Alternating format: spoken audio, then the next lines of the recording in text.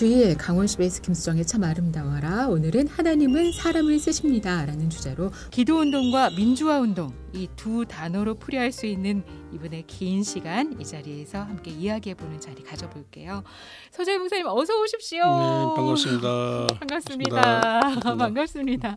저희 청취자분들께도 인사 말씀 부탁드립니다. 네, 여러분 감사합니다. 부족한 사람이 하나님의 뜻을 대변하는 귀한 이 자리에 서게 된 것을 영광으로 생각하며 좋은 이야기를 나누길 바랍니다. 네. 많이 잘 품어주시길 바랍니다. 감사합니다. 자, 50년의 목회 인생에서 40년을 원주 영광교회 담임 목사님으로 보내셨습니다. 은퇴라는 이름으로 돌아보는 요즘의 심경은 어떠신지 궁금해요, 목사님. 뭐 남들은 뭐 대단한 일을 하는 것 같지만 저는 늘 허물도 죄도 많은 사람인데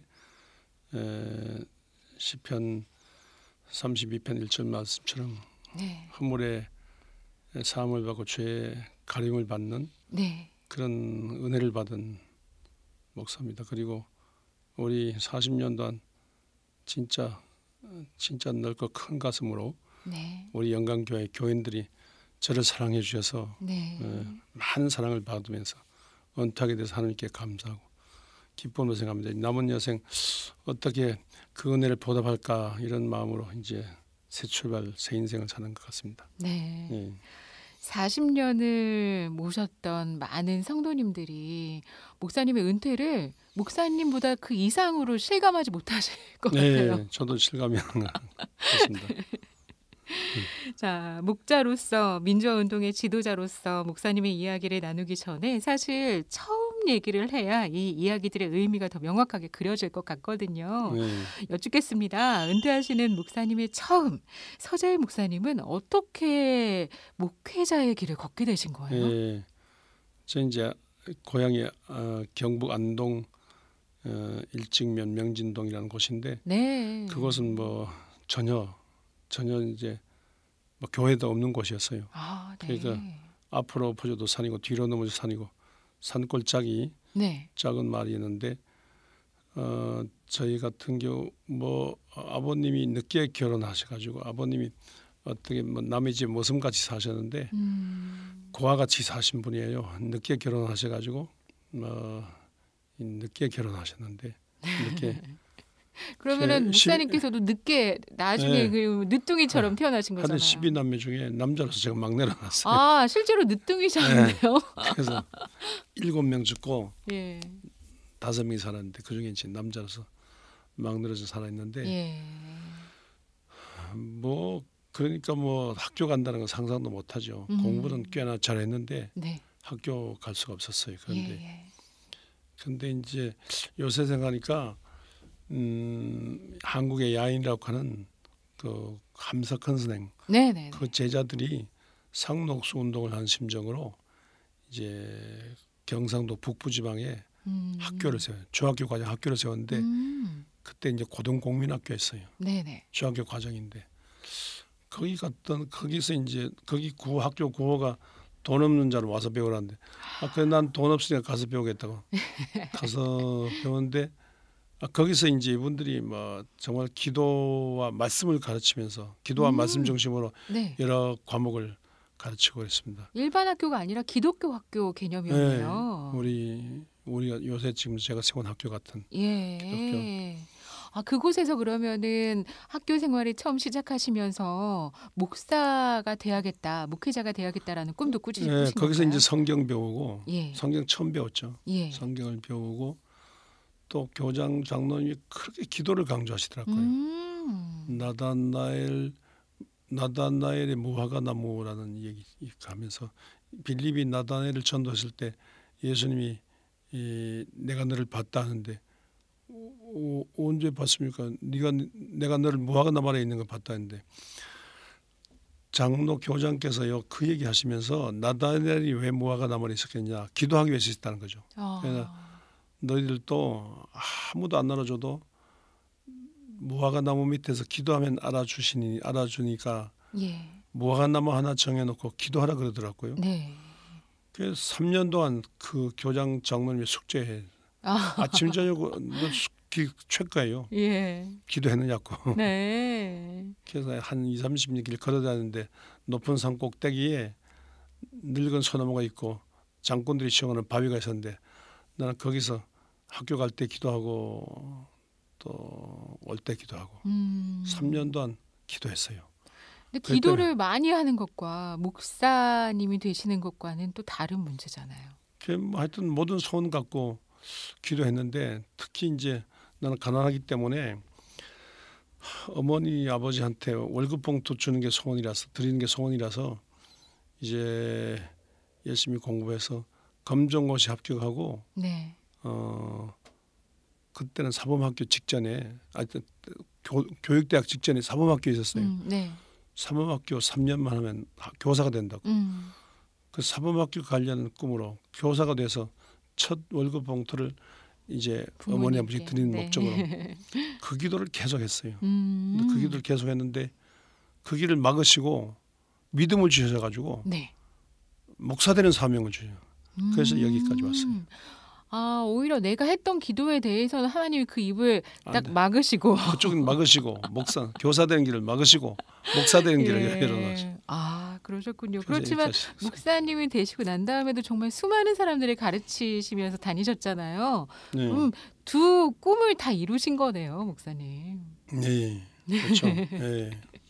목사도 되고 교사도 되고. 네. 지금 그 학교 닮은 학교를 우리 지금 세웠죠. 네. 원주 쇠막 기도학교. 네, 맞습니다. 네. 제가 참 좋아하는 학교입니다. 네.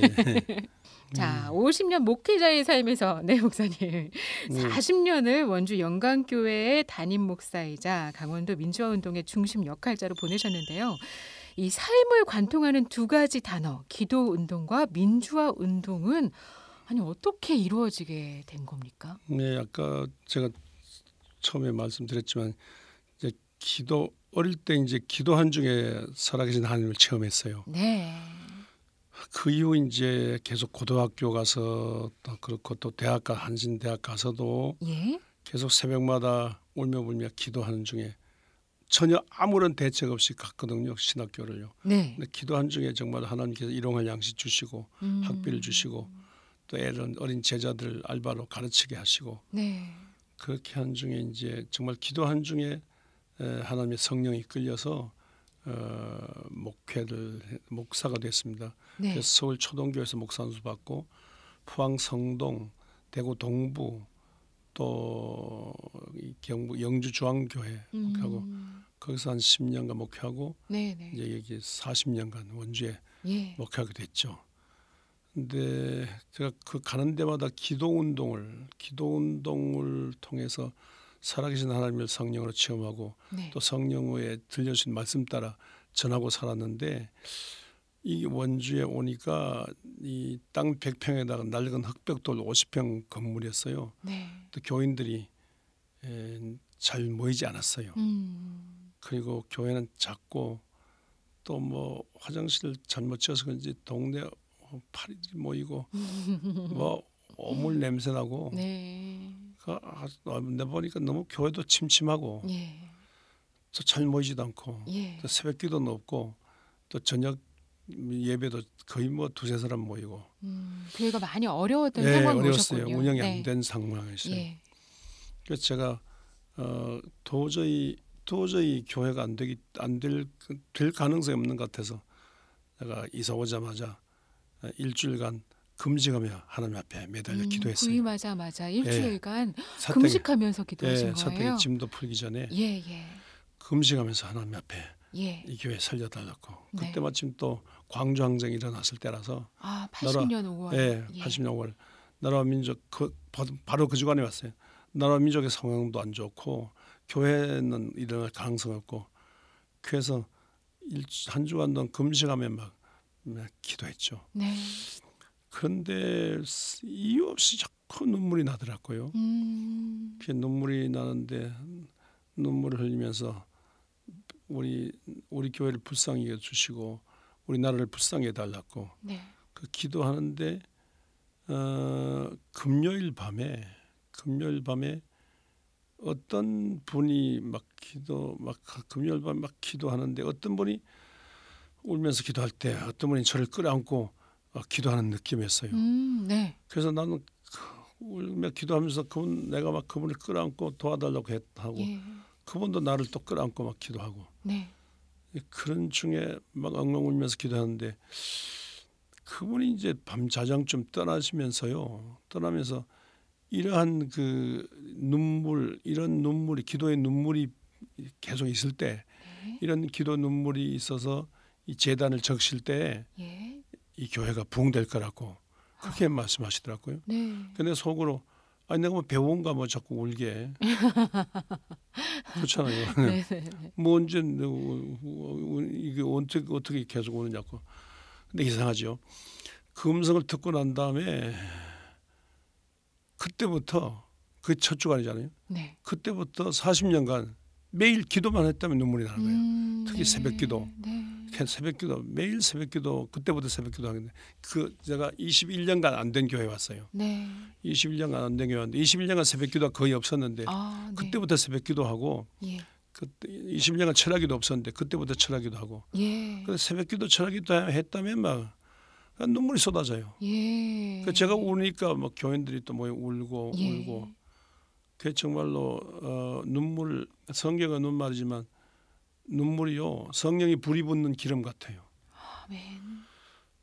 그렇게 막 눈물로 기도한 중에 그 눈물이 번지면서 하여튼 눈물이 배인제도 안 됐어요. 네. 그렇게 기도 그런 중에 운동이 어느 날 시작됐군요. 하나님의 성령이 어느 날 밤에 예. 하나님의 성령이 불이 임했어요. 정말 눈물의 재단에 성령이 불이 임하면서 사도행전 2장에 나오는 것처럼 2장 1절에 나오는 것처럼 하는 급강한 바람과 불길 같은 성령이 임했어요. 네. 그래서 성령이 말하겠으면 날 방언으로 기도하는 방언으로 기도하고 난 안수기도 못했는데 막 안수 안 하려고 해도 교인들이 막 내 손을 끄집어가지고 자기들 머리에 손 얹고 아픈 상처 손 얹고 네. 그래서 안수기도 하고 뭐 그런 중에 사도행전에 나오는 그 현상이 그대로 나타나요. 병마가 치료되고 네. 마귀가 물러가고 네. 막 성령 충만받아 방언하고 막 기쁨과 춤과 기쁨과 간증이 있는 막 그런 교회가 됐어요. 그러니까 21년간 막 떠난 교인들이 다 들어오고 또 그 사람들이 또 막 있는 교인들이 막 입소문으로 막 전하고 그래서 막 미어터지게 모이는 거예요. 그래서 빈자리 꽉꽉 차고 2부에 꽉 차고 3부에 거기서 한 몇 년 동안 5부 예배 드렸어요. 네. 그 주변 땅을 살려다가 안 돼가지고 너무 비싸니까 그래서 경운동에 원주련 옆에 거기에 이제 650평 땅 사고 건물도 지었죠. 거기도 막 5부 예배 막 차도록 모이고 그래서 제가 어릴 때 생각하면서 성경과 기도를 가르치는 학교를 겸한 교회하자. 그래서 지금 8,000평 땅에다가 8,000평 땅에다 3,000평 건물 짓고 오늘 여기까지 왔죠. 네. 그럼 기도 운동으로 시작한 교회 그리고 그 교회 부흥 그리고 그 교회를 기반으로 한 기독 학교를 세우신 것까지 말씀을 해주셨는데요. 그런데 목사님의 삶을 관통하면서 이루어지는 단어 또 하나 아까 제가 말씀드린 민주화 운동도 빼놓을 수 없을 것 같아요. 이것도 얘기해 주세요. 뭐 민주화 운동을 뭐 의도적으로 한 것은 아니고 다만 이제 그리스도 예수의 그 불쌍히 여기시는 사랑, 불쌍히 여기시는 그 사랑이 내 개인에게만 우리 교회만 아니라 사회와 민족에게도 해야 된다. 그리스도 예수의 불쌍히 여기시는 제사장적인 사랑, 또 예언자적인 정의 입장에서 좀 이거는 아니다 싶어가지고 좀 외친 거죠. 특별히 성직자가 교회 안에서만 뭐 이렇게 기도만 할 것이 아니라 좀 행동한 양심으로서 회개를 촉구해야겠다. 어떻게 하든 사람 죽이는 일은 하지 말아야 된다. 그 80년대 5월이 워낙에 그 당시에 그때 제가 왔으니까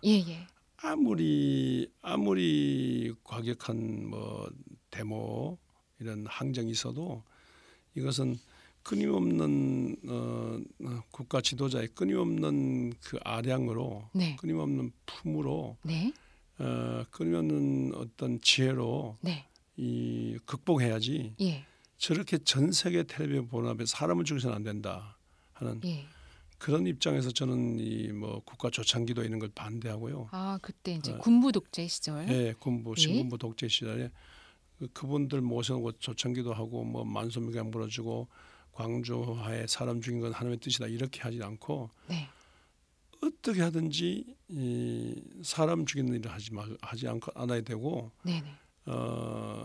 어떻게 하든지 하나님의 사랑과 하나님의 정의가 네. 가득한 네. 이 세상 되도록 하는 그런 일을 위해서 네. 몸부림쳐 본 겁니다. 아, 네, 원주에서 이 행동하는 양심으로 움직이는 민주화 운동의 지도자를 여러 번 말씀하실 때 대표적인 두 분을 많이 거론합니다.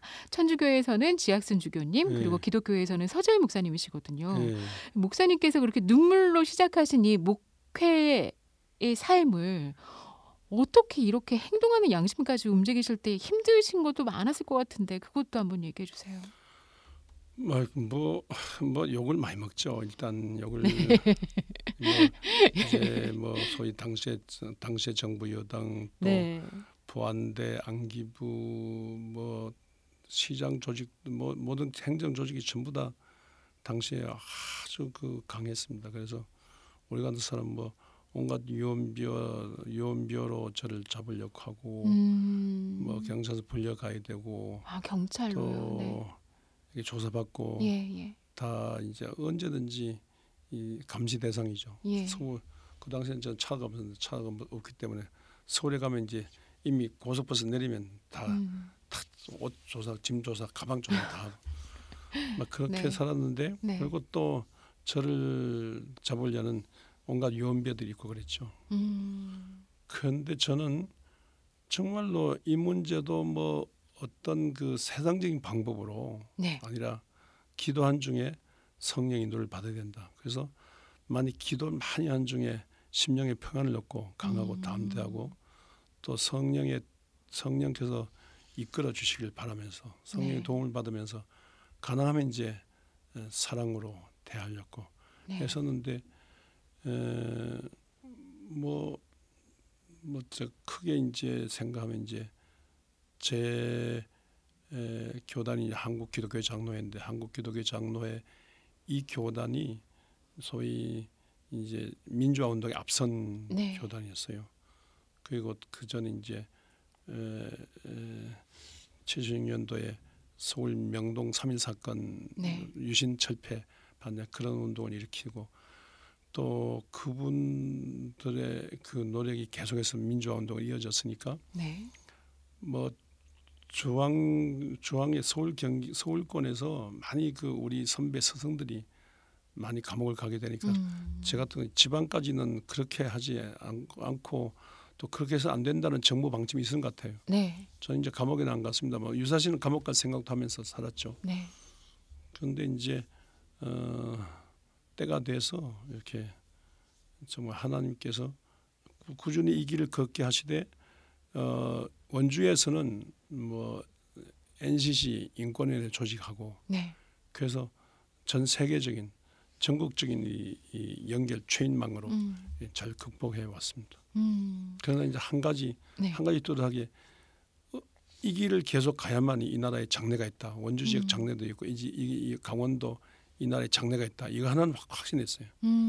그 확신이 여기까지 온 거 촛불 정신까지 오고 이번 선거까지 왔다고 생각합니다.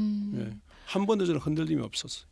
그 확신을 목사님 스스로 가지신 게 아닐 거라고 생각이 들어요. 기도하는 중에 물론 이제 기도하는 중에 하나님의 성령 인도하심이라고 생각합니다. 그리고 이제 제가 배운 신학적인 입장에서는 성경은 구약 성경은 오실 예수고 신약 성경 다시 오신 예수고 요한계시록은 다시 오실 예수인데 예수 그리스도는 제사적인 사랑이시고 사랑으로 또 예언자적인 정의로 이 세상에 오셔서 활동하셨다고 믿습니다. 그래서 예수 그리스도의 사랑과 정의를 끊임없이 이 세상 정치, 경제, 교육, 사회, 문화 모든 재반 영역에 적용시켜야 된다는 그런 신학적인 입장이 확실하게 있었습니다. 사람들에게 욕을 참 많이 먹었다라고 표현을 하셨어요, 목사님. 네. 대다수의 그 비판의 날은 아무래도 정치적이다라고 하는 비판의 네. 이야기가 많을 것 같습니다. 네. 그 내용에 대해서는 어떻게 생각하시나요? 대체로 이제 잘 모르시고 하신 말씀이죠. 뭐 정치적이라고 뭐 말씀하시는데 뭐 잘 모르시는데 저는 다만 기도하는 목이 쉬도록 기도했어요. 네. 정말 하루에 2-3시간 이상 기도했어요. 기도한 중에 하나님의 성령께서 막으시고 이러시는 성령 인도를 받아서 그렇게 한 것이었고요. 네. 구태여 정치적이라고 얘기한다면 이제 다 정치적인가요? 그러니까 예를 들어 보수적인 그런 교회 목사 지도자들이 10월 유신 군부 독재라든가 또 그 신군부 전두환 이 군부 독재 지지하고 지지 성명서 많이 냈어요. 초창기도 하고 만성막 밀어주고 이것이 하나님의 뜻이라고 하는 그것도 정치지 않습니까? 그렇죠. 그분들은 정치라는 말 안 하고 내한테만 정치를 하는데 그 당치라는 말이고 그분들이 정치한다면 저는 정치고 한데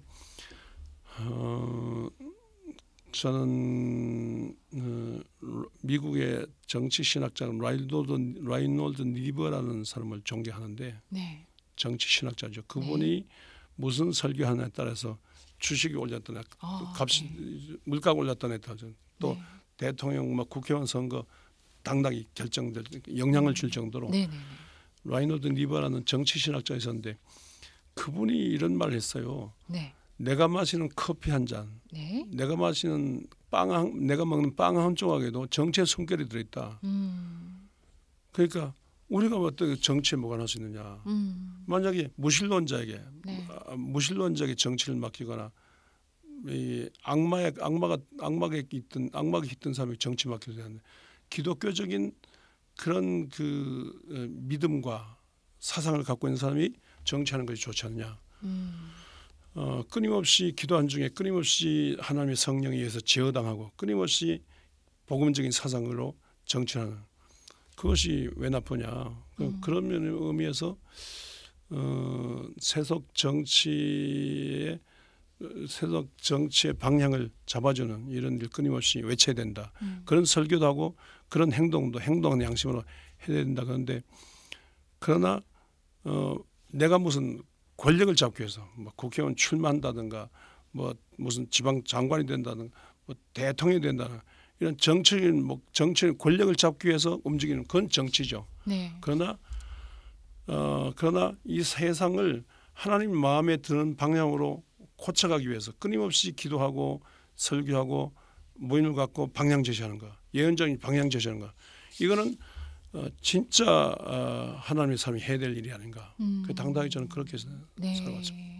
네, 목사님 아까 말씀하실 때 참 많은 사람들에게 욕도 많이 먹었다라고 하셨는데요. 비판받은 어떤 내용들을 정리해 보자면 너무 정치적이지 않는가, 교회가 너무 정치적이다, 목사님이 너무 정치적이다라는 얘기가 좀 들리는 것 같더라고요. 그 부분에 대해서는 어떻게 생각하세요? 네. 이제 뭐 그렇게 이제 모두 해석을 하시죠. 해석을 하시는데 다만 저희는 뭐 기도하는 중에 정말로 하나님의 성령의 인도를 받았고요. 또 철저히 저는 언제든지 성경 읽고 성경 풀이하는 설교예요. 말씀을 읽고 말씀을 풀이하고요. 또 기독교 사랑인데 사랑의 복음을 참 사마리아인 같이 사랑의 복음을 당장의 도둑마저 피 흘리고 있는 그 사람들에게 적용시켜야 된다는 그런 몸부림이죠. 그런 몸부림치는데 언제든지 강자가 막 약자를 고문하고 잡아 죽일 때 저희는 언제든지 약자 편이지요. 약자 편에 또 서야 되잖아요. 그렇게 불쌍한 자, 가난하고 헐벗고 굶주리고 나가려 되고 병들고 감옥 갇힌 지극히 작은 자, 그 사람들을 교회가 위하지 않으면 누가 위합니까? 맞습니다. 또 죄 없이 나라와 민족을 사랑한다, 조국에 대한 슬픔과 분노를 갖고 광주 항쟁에 몸을 내놔서 처참히 공부하고 죽어가는 그 젊은이들 생각할 때 눈물 나서 견딜 수 없는. 그래서 교회 안에서 눈물만 흘리고 있으면 어떻게 합니까? 행동하는 약심으로 외쳐야 되기도 하고 네. 그쪽을 그런 사람들 지지하는 조창기도는 절대로 반대하고 또 NCC 인권위원회 같은 거 조직해서 같이 더불어 움직이는 그런 방향을 잡아주는 대단히 뭐 앞에 나서서 뭐 하고 뭐 무슨 권력을 잡겠다고 뭐 운동하는 것보다도 이 시대 교회가 있다면 이 시대 좀 이렇게 밝은 좀 희망적인 쪽으로 방향을 잡아야 되지 않냐. 네. 그런 몸부림을 쳐본 것입니다. 행동한다라는 것 그리고 어떤 방향으로 행동한다는 것인가라는 부분이 가장 큰 의견 차이를 두는 것 같긴 한데 네. 그러나 그 모든 것을 두 번째 치더라도 가장 그 중심에는 하나님께서 내 마음에 음성을 주시는 대로 움직이셨다라는 말씀이시죠. 네.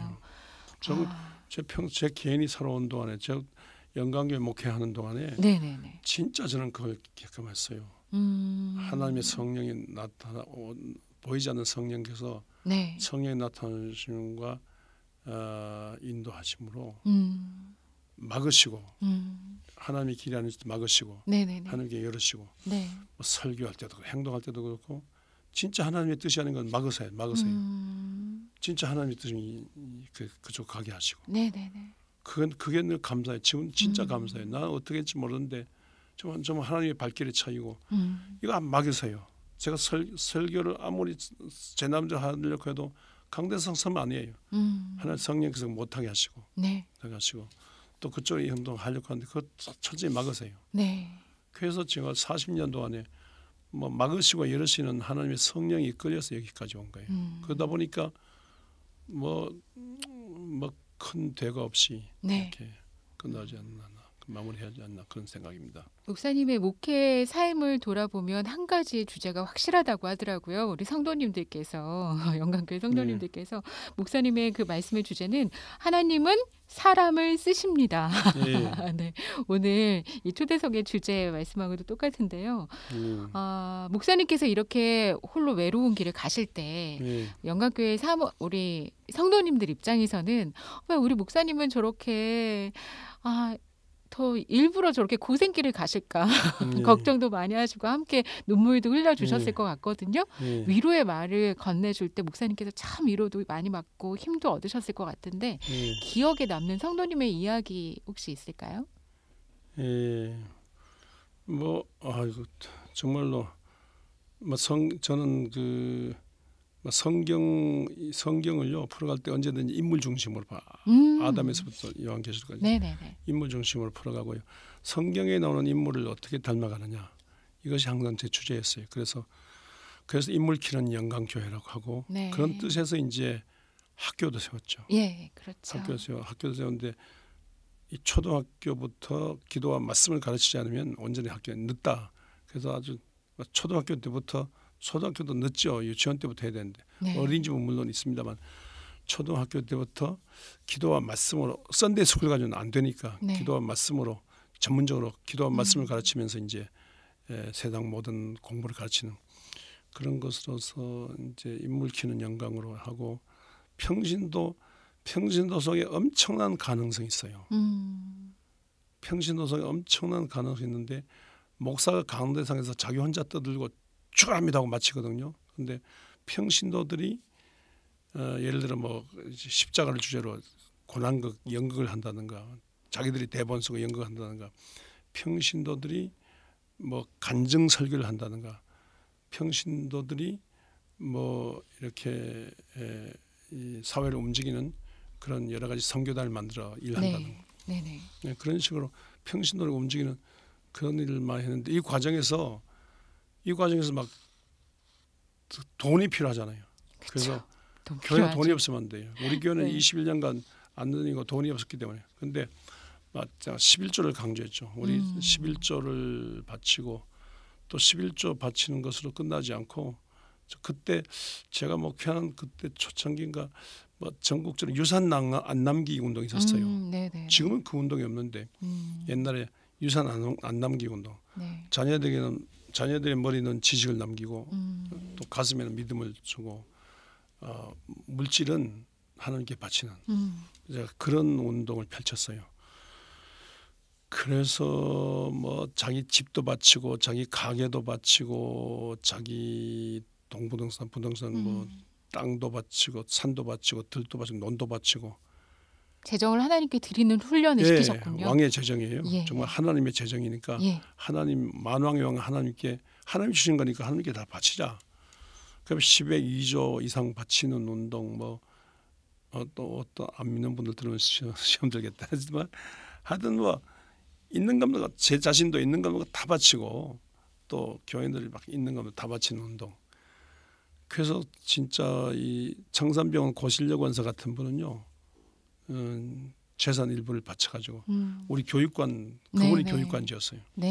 그분이 실제로 그렇게 하는 거 보고는 막 우리 막 돈이 있는 없는 분들이 부동산 없으면 돈을 바치고 부동산 있는 분들은 정말로 산을 바치고 들을 바치고 손숙자 장로님 같은 경우는 도의원 하시고 가정법률 상담소 소장하시고 또 기독교 장로교회 최초의 여성 부총회장도 하셨어요. 그분 같은 경우는 뭐 8,000평 땅도 바치고 또 장로 될 때는 속초 해변가에 있는 몇백 평 땅도 바치고 이런 재정을 바치시는 성도님들을 보면서 마음이 어떠셨어요? 그분이 기억나요. 그래서 그분들 때문에 교회가 되니까 정말로 뭐 누가복음 8장에 보면 정말로 은혜 받은 분들이 막 자기 있는 것으로 섬겼다 했지 않습니까? 그러니까 이분들이 이렇게 바치는데 정말로 성경적인 그 하늘나라 운동이 성경에 있는 그대로 우리 원주에서 우리 교회에서 일어나는구나 하고 그분들 때문에 황송하고 고마워가지고 제가 서울에 한일교회라고 청빙 받았어요. 그분들 때문에 가지를 붙잡혀 서울도 못 가시고 바보같이 원고주춤하다가 40년 동안 이렇게 있는데 그분들 때문에 학교가 가능하고 그분들 때문에 이 교회가 일어나고 그래서 8,000평 땅에 3,000평 건물 짓게 됐죠. 또 그분들의 그러니까 요한 웨슬레가 뭐 잘 믿느니 못 믿느니 하지만 믿으면 헌금을 받 믿는 사람이 헌금을 받아요. 주머니 회개가 안 되면 믿는 게 아니라 그랬거든요. 정말로 뭐 기도하고 뭐 방언하고 뭐 성에 쫙 이러지만 제대로 몸을 바치고 제대로 시간을 바쳐 제대로 재물을 바친 사람이 믿는 사람이거든요. 그러니까 우리 교인들이 진짜 몸을 바치고 재물을 바쳤어요. 동부동산을 바쳤어요. 그래서 지금 수만 평 땅이 8,000평 땅이니까 이런 뭐 가능성 보니까 뭐 막 이제 은행 같은 데서 막 집을 지어고 교회를 지어주고 막 도와주려고 하죠. 그래서 교회가 이제 일어났는데 앞으로도 저는 목회를 한다면 이제 다시 목회할 기회는 없겠지만 한다면 하나님 독생자 예수 그리스도를 주시기까지 하나님의 큰 사랑 그 피사랑으로 우리 허물과 죄를 덮으시고 용서하시고 영생생명 주시고 우리 같은 사람은 하나님의 자녀로 삼으시고 우리가 꿈 가지고 기도할 때 하나님의 성령을 함께 하시는데 우리가 또 다시 오실 예수 그리스도에 의해서 또 우리가 변화받고 영원한 새하늘과 새 땅에 영원히 살잖아요. 그걸 생각한다면 뭐가 아깝겠습니까? 전적인 헌신 모든 걸 바쳐가지고 하늘나라 일에 매진해야 된다. 이것만이 앞으로 이 교회가 사는 길이고 나라 민족이 사는 길이다. 이 생각하면서 살아왔습니다. 단순히 물질을 그렇게 헌신하는 그 사람들이 그 신도들이 늘 기억에 남아요. 그러니까 단순히 물질을 들여서가 아니라 이 물질 이상의 내가 가장 소중히 여기는 것조차도 하나님께 드리겠습니다. 라고 하는 그 헌신하신 성도님들이 계셨기 때문에 목사님께서 기도 운동과 그리고 또 그 행동하는 실천의 운동도 함께 하실 수 있었던 거군요. 정말 박수를 드립니다. 영광교회 서재일 목사님의 목회 삶은 정말 혼자가 아니셨네요. 하나님과 성도님들과 함께 하셨네요. 눈물겨운 헌신이죠, 성도.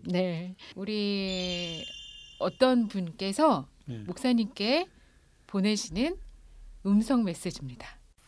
목사님, 어떤 시인이 떨어져 누운 꽃은 나무의 꽃을 보고 나무의 꽃은 떨어져 누운 꽃을 보고 그대는 내가 되고 나는 그대가 된다고 했습니다.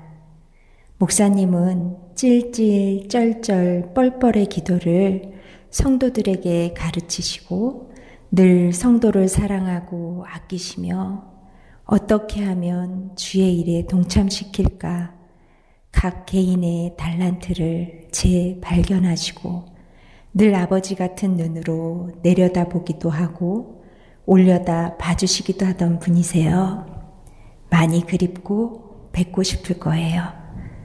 그럴 때마다 기도하겠습니다. 목사님 고맙습니다. 건강하세요. 네, 아구 윤성민 집사님 보고 싶습니다. 누군지 목소리만 딱 들어도 아시네요. 네, 진짜. 네. 대한민국이라는 저기 우리 고난극 작가 또 배우도 하시고. 네. 근데 이렇게 정말 우리 교회 신앙 정신 따라 사랑과 정의 입장에서 나라 민족을 사랑하고 우리 교회 부흥 발전에 크게 젊은 일꾼을 크게 이바지해서 제가 늘 보고 싶고 힘이 되죠. 저런 분들 때문에 제가 위로받고 살고 저런 분들의 헌신에 보답하려고 남은 생에 살아야 되겠죠. 자, 강원 지역에서 은퇴하시는 목사님들이 많지만 특별히 이 시간 서재 목사님을 방송에 모시게 된 이유는 40년이라는 시간 한결같이 지켜주신 이 지역의 복음 전도자로서의 모습 때문입니다.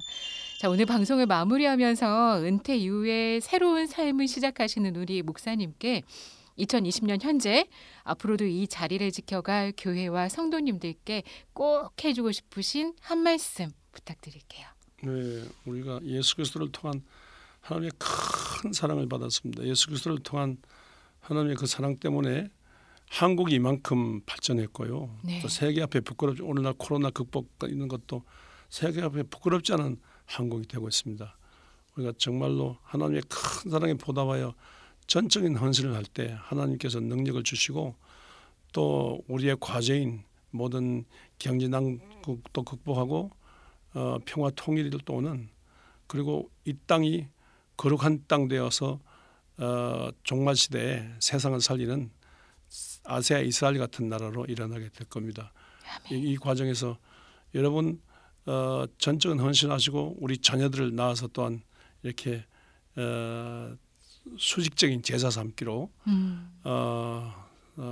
큰 인물을 키워내는 여러분들 됐으면 좋겠습니다. 아멘. 자, 그럼 한 가지만 마지막으로 더 한마디만 부탁드릴게요. 지금 50년의 목회 삶에 언제나 한순간도 빠짐없이 동행해 주신 우리 하나님께 한 말씀.